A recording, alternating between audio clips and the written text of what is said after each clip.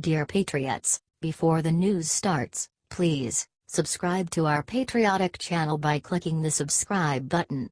Give us a thumbs up to this video. Don't forget to leave your opinion below in the comments section. Share the news on Facebook and Twitter so you friends see it. Thank you. Insider reveals how much pot Obama has smoked since leaving office. It gets worse. Former Democratic President Barack Obama has admitted to his drug use in the past, and it looks like he is back to his old ways now that he has been relieved of the pressures of serving as U.S. President. Journalist Ed Klein, who has extensively covered the Clintons and the Obamas, recently shared what he heard from an inside source about Barack's post-presidency activities in his new mansion in the exclusive Kalorama neighborhood in Washington, D.C. Described Klein in an article, Barack Obama has adamantly refused to heed the pleas of his party to lead the resistance against Donald Trump and instead spends much of his time at his home just blocks from the White House playing video games, chatting on the phone with celebrity pals, smoking marijuana and popping cannabis-infused gummy bears. Ed then quoted his source, who chose to remain nameless, writing about Obama, "He gets the weed from friends who visit him. I was told he keeps a small stash in his bedroom." The former president and first lady have separate bedrooms in their Kalorama mansion. He has rolling papers and hasn't forgotten how to roll a joint. Sometimes he'll smoke in his bedroom, and sometimes in the backyard. But mostly he does it when he's traveling. The source added about Barack, at one point, he became so concerned about people smelling pot around Kalorama that he asked friends to get him some edible stuff. They got him brownies, cookies, and gummy bears infused with THC. Are you glad delinquent Obama is out of the White House?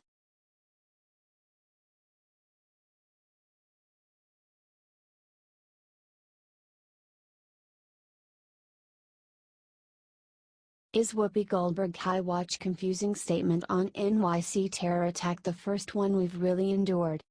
The ladies of The View gave their condolences after the New York City terror attack. However, Whoopi's speech was a little bit off.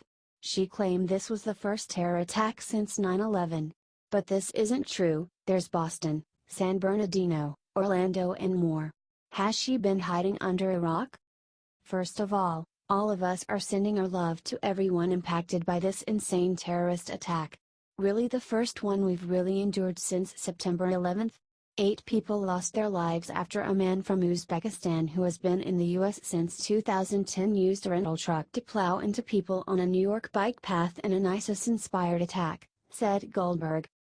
They weren't sure what it was. Initially they said it was a road rage thing, which wasn't ringing true for a lot of folks, said Goldberg. Perhaps she meant the first terror attack in New York City since 9/11? But even that isn't accurate. There were attacks in 2014 and 2016. Meghan McCain then shared her story. This is my neighborhood. One of my best friends was in the grocery store across the street when it happened and heard everything and came back. She's 9 months pregnant. Hysterical afterwards, so I called her, said McCain.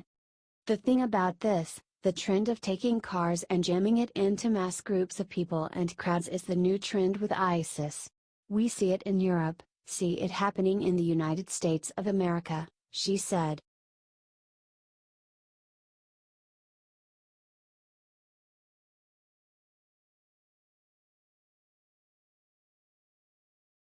It's outrageous.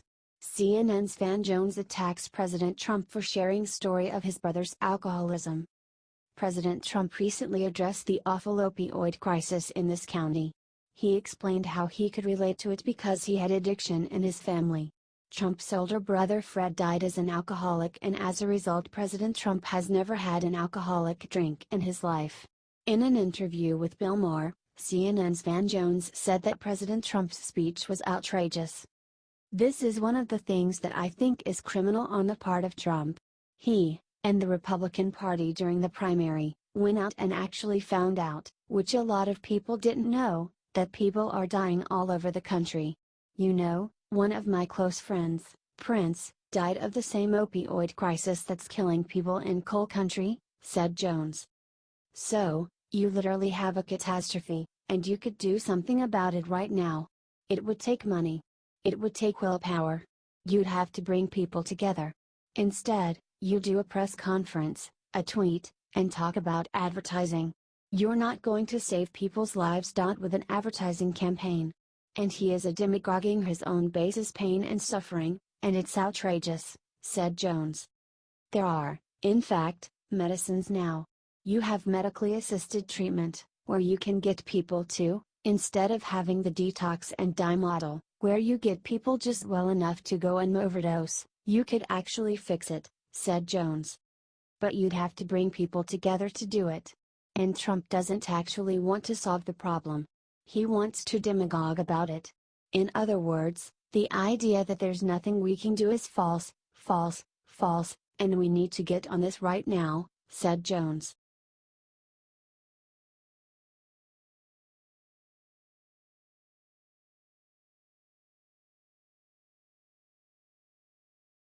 The problem in the world today is we love our boys. Michelle Obama makes disgusting speech against men. Michelle Obama made an anti-male speech at the Obama Foundation Summit. She called men entitled and self-righteous. She even scolded parents for raising their male children to feel too loved. She started by attacking men who think they have gender-based problems. Y'all should get you some friends. Get you some friends and talk to each other, because women straighten each other out on things, said Michelle. Y'all need to go talk to each other about your stuff because there's so much of it. It's so messy. Just talk to each other about why you're the way you are. She then attacked how parents raise children. The problem in the world today is we love our boys and we raise our girls, you know? We raise them to be strong and sometimes we take care not to hurt men, and I think we pay for that a little bit, said Michelle. So we should be hurting our young boys more? It's powerful to have strong men, but what does that strength mean? Does it mean respect? Or are we protecting our men too much so they feel a little entitled or a little self-righteous sometimes? Said Michelle. Are you glad that she is permanently out of the White House?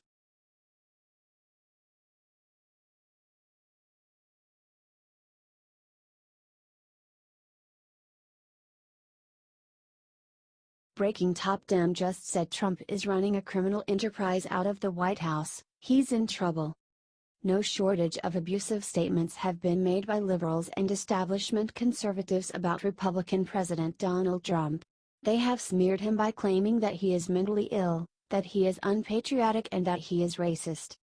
However, never Trump politicians and media figures have clearly decided to save their best for last. Fell 2004 Democratic presidential candidate and former DNC head Howard Dean has just alleged that the president is somehow running a criminal enterprise from the White House. During an interview on leftist network MSNBC, ex-Governor Dean made the wild argument that, instead of just getting some much-needed distance from the White House, Trump taking trips to his residence means instead he is constantly vacationing to promote his own properties. Said Dean, "The promotion is extraordinary. There hasn't been a president in my lifetime that's done anything like this." He added, "In the beginning, the constitutional business about the emoluments clause, which is you're not supposed to take foreign money to influence your policy, it didn't bother me. I thought it was a far-flung argument. I'm not an attorney." He then alleged that Trump or White House workers have been shaking down foreign governments who have moved their events to his hotel in Washington at somebody's request in order to get favors. "I think he's running a criminal enterprise out of the White House, and I think that's what Bob Mueller's on the track of." Unfortunately for Dean, wild statements like this serve to completely discredit people who oppose Trump and Mueller's investigation, and many people have distanced themselves from Dean over his remarks. Do you think Howard Dean suffers from paranoia?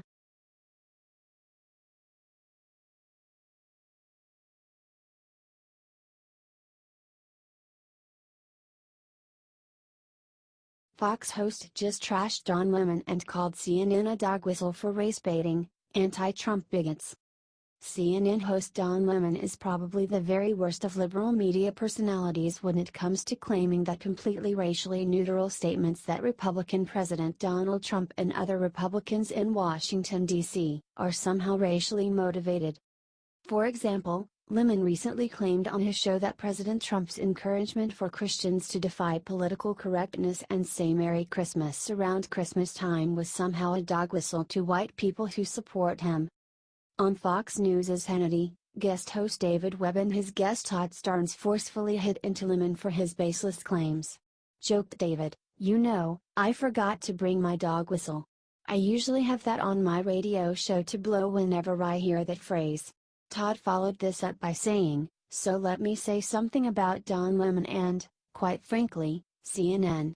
Their entire network is a dog whistle for race baiting, anti-Trump bigots. I mean, it's 24/7. They really believe that Merry Christmas is a dog whistle. It makes me wonder what they think the words ho, ho, ho would be code for." Todd was just getting warmed up. He continued, "I want to go to this idea that Christmas is somehow inclusive. Is that really true? Because you don't hear them talking about how well, Ramadan needs to be more inclusive. This really is not about inclusivity, David. This is about marginalizing Christianity." Todd then added, "When President Trump said the words 'we are gonna start saying Merry Christmas again,' what he was trying to tell people was, you know what? I understand the true meaning of Christmas. Jesus is the reason for the season. That was the message that the president was trying to convey." Do you agree with Webb and Starnes about Don Lemon and other liberals?